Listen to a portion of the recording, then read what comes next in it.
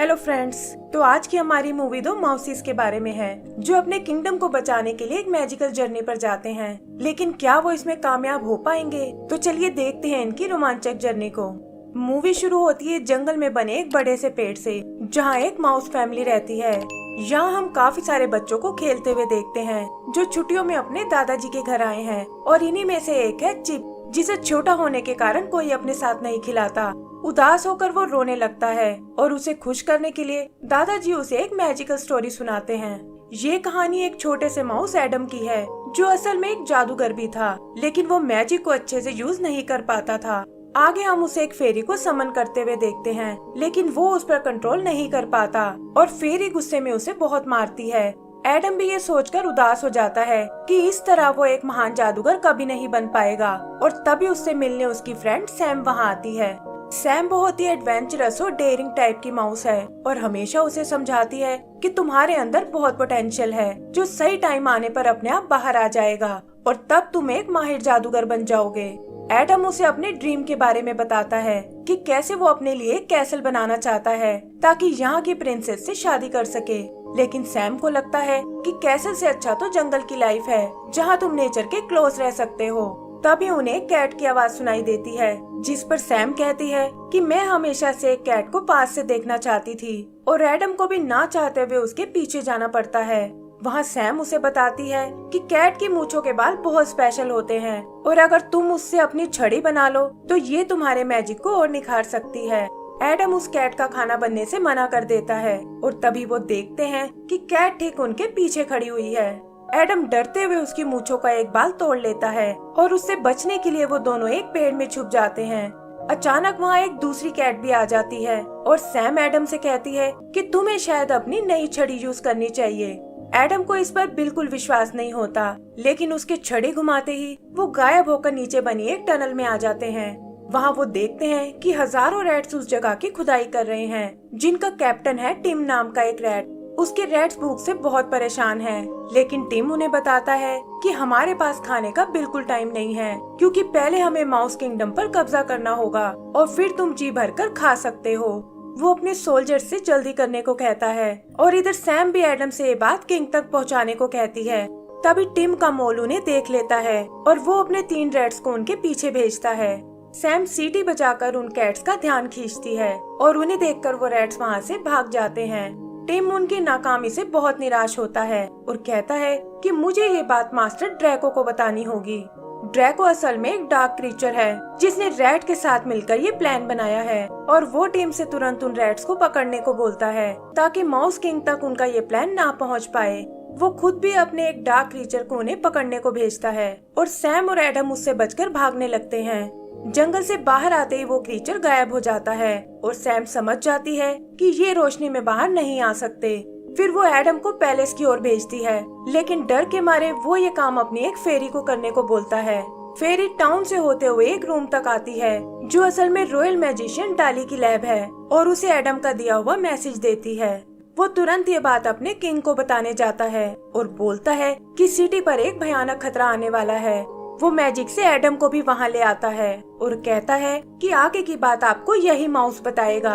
Adam उन्हें rats के plan के बारे में बताता है और इससे निपटने के लिए वो सब एक मीटिंग करने लगते हैं, जिसमें थेडियस और जोन्स नाम के 2 नाइट्स भी शामिल हैं।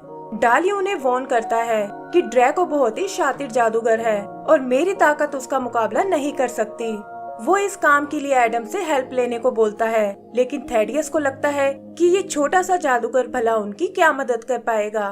तब डाली उन्हें एक मैजिकल व्हाइट क्रिस्टल के बारे में बताता है जिसकी पावर्स एडम के मैजिक को और बढ़ा सकती है, लेकिन उसे पाने के लिए जायंट्स की सिटी में जाना होगा।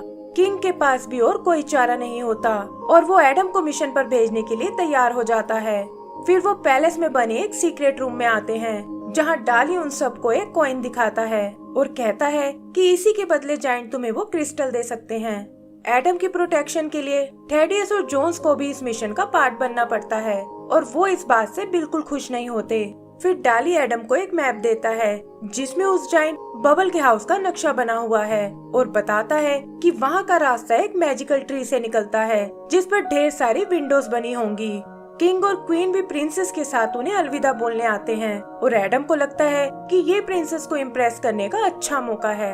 फिर वो तीनों अपनी जर्नी पर निकल पड़ते हैं, जहाँ एडम को तंग करने के लिए वो दोनों नाइट्स अपना सामान उसे दे देते हैं और वो बेचारा इस बारे में कुछ नहीं कर पाता। आगे ब्रिज पर उनका सामना एक बर्ड से होता है और दोनों नाइट्स भागते हुए दूसरी तरफ आ जाते हैं। फिर वो बर्ड एडम की ओर बढ़ता है, लेकिन सैम वहाँ आकर उसे बचा लेती है और कहती है कि तुम्हें इस जर्नी पर मेरी जरूरत पड़ने वाली है। तभी वो ब्रिज अचानक टूटने लगता है, लेकिन सैम किसी तरह एडम को उसके पार ले जाती है। एडम उसे खतरे में नहीं डालना चाहता, लेकिन देखता है कि सैम उसकी सुनने को बिल्कुल तैयार नहीं है। ड्रैको भी डार्क पावर से उन्हें देख लेता है और अपने 2 क्रीचर्स को उनको फॉलो करने को कहता है। वो जानता है कि ये लोग उस व्हाइट क्रिस्टल को लाने वाले हैं और इससे उसका काम और आसान हो जाएगा। फिर उसकी पावर उस टनल को तेजी से कंप्लीट कर देती है और वो बताता है कि माउस किंगडम पर हम आज ही अटैक करने वाले हैं और ये सुनकर सारे रैट्स खुश हो जाते हैं। उधर डाली को भी फेरिस से इस बात का पता चल जाता है और वो उन्हें रोकने के लिए एक प्लान बी सोचने लगता है। उधर एडम और उसके दोस्त एक जगह रात बिताने के लिए रुकते हैं और वो सैम को बताता है कि मैं इस जर्नी से प्रिंसेस को इम्प्रेस करना चाहता हूँ और शायद वो भी मुझे पसंद करने लगेगी। सैम को ये सुनकर बिल्कुल अच्छा नहीं लगता और उधर वो नाइट्स भी एडम का मजाक उड़ाने लगते हैं। रात को वो डार्क क्रीचर्स उन पर अटैक करने आते हैं और उनमें से एक एडम को निगल जाता है। दूसरा क्रीचर सैम को खाने की कोशिश करता है, लेकिन तभी पहले क्रीचर के पेट से कुछ रोशनी निकलने लगती है और हम देखते हैं कि एडम उसे मारकर बाहर निकल आया है। वो सैम को उसके चंगुल से छुड़ा लेता है और यहाँ उन्हें पता चलता है कि इन दोनों को असल में ड्रैको ने ही भेजा था। फिर वो क्रीचर वहाँ से भागने की कोशिश करता है, लेकिन एडम के अटैक से नहीं बच पाता और सैम ये देखकर बहुत इम्प्रेस होती है। यही माउस किंग अपने सोल्जर्स को लेकर एक ब्रिज तक आता है, जो किंगडम में आने का एक लौता रास्ता है और कहता है कि डाली के हिसाब से वो लोग आज ही अटैक करने वाले हैं। तभी उन्हें दूसरी तरफ एक धमाका सुनाई देता है और वो देखते हैं कि रैट उनके किंगडम तक आ पहुँचे हैं। टिम अपने रैट से उन पर अटैक करने को बोलता है और किंग और उसके सोल्जर्स भी आगे बढ़ने लगते हैं। फिर किंग उनके एक रैट को मारकर नीचे गिरा देता है और हम देखते हैं कि वहाँ डाली कुछ प्लान कर रहा है। जल्दी ही ब्रिज पर एक लड़ाई शुरू हो जाती है और रैट्स माउस के सोल्जर को पीछे की ओर धकेलने लगते हैं। टिम को ये देखकर बहुत खुशी होती है और तभी अपना स्नेक लेकर ड्रैको बाहर आता है। वो टिम से कहता है कि ये तुम्हारा वफादारी साबित करने का दिन है और तुम्हें मेरे लिए उस ब्रिज को क्रॉस करना होगा। टिम को ये बात थोड़ी अजीब लगती है, लेकिन वो ड्रैको का ऑर्डर नहीं टाल पाता और अपना मोल लेकर ब्रिज की दूसरी तरफ जाने लगता है। इधर किंग अपने लोगों से कहता है कि डरने की कोई जरूरत नहीं है और ये सब हमारे प्लान के मुताबिक ही है। फिर वो जोर से डाली को आवाज लगाता है और एक व्हाइट रोशनी ब्रिज को घेरने लगती है। पता चलता है कि डाली अपनी फेरी से अटैक कर रहा है और वो उस ब्रिज को तोड़कर ऊपर उठाने लगती हैं। टिम किसी तरह बचता हुआ वापस पहुंच जाता है, लेकिन उनके काफी सारे रैट्स नीचे नदी में जा गिरते हैं। किंग डाली से बहुत खुश होता है और उसे लगता है कि अब रैट्स उनके किंगडम तक नहीं पहुंच पाएंगे, लेकिन डाली जानता है कि ड्रैको इतनी जल्दी हार नहीं मानने वाला। उधर टिम ड्रैको से पूछता है कि आप जानते थे कि वहाँ ट्रैप लगा हुआ है, तो फिर आपने मुझे वहाँ क्यों भेजा था?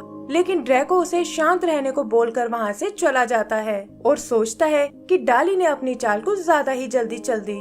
आगे हम पैलेस के वॉच टावर को देखते हैं, जहाँ डाली किंग को बताता है कि उसके क्रिस्टल की पावर ऑलमोस्ट खत्म हो चुकी है और अब वो एडम के आने तक कुछ नहीं कर सकते। लेकिन किंग को लगता है कि किंगडम में आने का बस एक ही रास्ता था, जो अब नष्ट हो चुका है और उन्हें रैट से डरने की कोई जरूरत नहीं है। उधर एडम और उसके दोस्त एक स्टोन वैली में आते हैं और जोन्स को ऐसा महसूस होता है जैसे कोई छुपकर उन्हें देख रहा है। थेडियस को ये उसकी इमेजिनेशन लगती है और वो जोर जोर से चिल्लाकर दिखाता है कि देखो यहाँ कोई नहीं है। तभी सैम की नजर ऊपर की ओर जाती है और वहाँ बड़े बड़े पत्थर गिरने लगते हैं। एडम अपने मैजिक से जोन्स को कुचलने से बचाता है और तभी वो देखते हैं कि उनके पीछे एक रॉक मॉन्स्टर खड़ा है। रॉक मॉन्स्टर उन पर अपनी टेल से अटैक करता है और इससे एक चट्टान उन्हें थेडियस और जॉन से अलग कर देती है।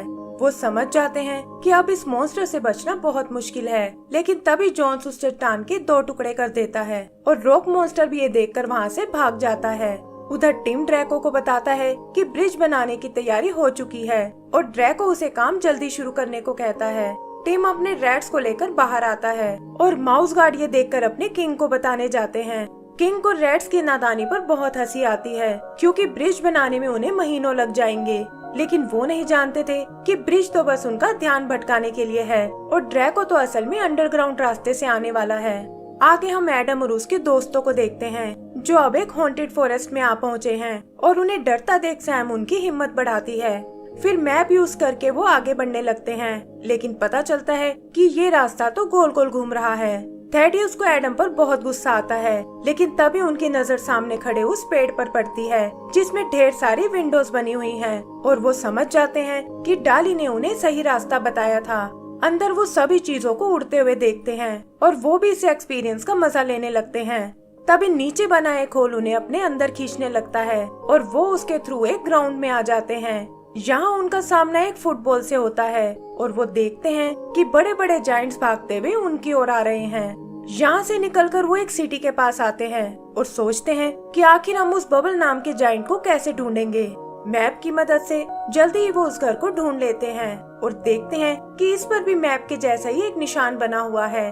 थेडियस को लगता है कि सारे घर देखने में एक ही जैसे हैं और तभी वो सुनते हैं कि एक लेडी अपने बेबी को बबल्स कहकर पुकार रही है और इसका मतलब वो सही जगह आए हैं। इधर रैट्स एक ड्रिल यूज करके पैलेस तक पहुंच जाते हैं और टीम अपने रैट्स के साथ बाहर आ जाता है। फिर गार्ड्स को बंदी बनाकर वो उस दरवाजे को खोलते हैं और टीम के इशारा करते ही रैट्स किंग के पैलेस को घेर लेते हैं। किंग भी जल्दी ही उनकी कैद में आ जाता है और टिम कहता है कि अब से इस कैसल पर ड्रैको का कब्जा है। तभी वो लोग ड्रैको को आते हुए देखते हैं और वो आते ही उनसे प्रिंसेस के बारे में पूछता है, लेकिन किंग और डाली उसे कुछ नहीं बताते। ड्रैको किंग को नीचे जेल में डालने को बोलता है और डाली से कहता है कि मुझे आपसे दोबारा मिलकर बहुत खुशी हुई है। पता चलता है कि ड्रैको डाली का पुराना स्टूडेंट है, लेकिन मैजिक के लिए उसका पागलपन बहुत बढ़ गया था और इसीलिए डाली ने उसे सिटी से बैनिश करा दिया था। अब वो यहाँ उस क्रिस्टल और प्रिंसेस दोनों को हासिल करने आया है ताकि माउस किंगडम पर उसका राज हो सके। उधर एडम अपने दोस्तों के साथ बबल के बेडरूम तक आ पहुँचा है, लेकिन वो नहीं जानते कि यहाँ भी उनका सामना एक कैट से होने वाला है। वो सब अलग अलग होकर उस क्रिस्टल को ढूंढने लगते हैं और तभी उन्हें टेबल पर एक ज्वेलरी बॉक्स दिखाई देता है। एडम और सैम उसे चेक करने जाते हैं, लेकिन देखते हैं कि वहाँ एक कैट उनका वेट कर रही है और इससे पहले कि वो उन्हें कोई नुकसान पहुँचा पाए, बबल अपनी कैट को पकड़ लेती है। बबल को लगता है कि एडम शायद कोई फेरी है जो उसके टूटे हुए दांत के बदले कॉइन देने आई है और एडम भी कुछ सोचकर उसकी हाँ में हाँ मिलाने लगता है। तब बबल कॉइन के बदले उसे अपना दांत देती है और एडम समझ जाता है कि यही वो मैजिकल व्हाइट क्रिस्टल है। फिर बबल उन्हें साइकिल से वापस ग्राउंड में ले जाती है और वो सब उसे अलविदा बोलकर वापस अपनी दुनिया में आ जाते हैं। इधर ड्रैको डाली को बताता है कि वो भी उस व्हाइट क्रिस्टल को हासिल करने गया था, लेकिन इंसान उसे पकड़कर उस पर एक्सपेरिमेंट करने लगे और इस वजह से उसने बहुत दर्द सहा है। वो इन सब के लिए उसे ही जिम्मेदार बताता है और टीम से उसे भी जेल में डालने को बोलता है। तब डाली टीम को समझाता है कि ड्रैको तुम्हारा यूज कर रहा है और ब्रिज पर भी उसने तुम्हें इसीलिए भेजा था क्योंकि उसे तुम्हारी जान की कोई परवाह नहीं है। और ये सुनकर टीम भी सोच में पड़ जाता है। आगे हम एडम को देखते हैं जो क्रिस्टल के मैजिक से सबको पैलेस में ले आया है, लेकिन वहाँ आते ही ड्रैको सैम को पकड़ लेता है और कहता है कि अब तुम्हारा खेल खत्म हो चुका है। तभी जेल से छूटकर किंग वहाँ आता है और ड्रैको से कहता है कि तुम्हें मेरी बेटी को अभी छोड़ना होगा। पता चलता है कि सैम ही असल में यहाँ की प्रिंसेस है और एडम भी ये जानकर हैरान हो जाता है। तभी ड्रैको क्रिस्टल को उससे छीन लेता है और कहता है कि अब तुम मेरा कुछ नहीं बिगाड़ सकते। वो अपने रैट से उन सबको अरेस्ट करने को बोलता है, लेकिन देखता है कि टिम ने अपनी साइड बदल ली है और अब सारे रैट्स उसके खिलाफ हो गए हैं। ये देखकर वो क्रिस्टल की डार्क पावर को एक्टिवेट करता है और सैम को लेकर वहाँ से भाग जाता है। डाली एडम से उसके पीछे जाने को कहता है, लेकिन देखता है कि वो अपनी छड़ी गुम होने से बहुत डरा हुआ है। वो उसे समझाता है कि मैजिक का छड़ी या क्रिस्टल से कोई लेना देना नहीं है और ये ताकत तो तुम्हारे दिल में बसी हुई है। इधर ड्रैको सैम को अंडरग्राउंड ले जाना चाहता है, लेकिन देखता है कि एडम वहाँ उसे रोकने आया है। वो अपने स्नेक को उस पर अटैक करने को कहता है और एडम भी उसका जवाब एक स्पेल से देता है, जिससे वो स्नेक तिलमिला उठता है। सैम उसकी कैद से आजाद हो जाती है और स्नेक छोटे साइज का होकर कुचला जाता है।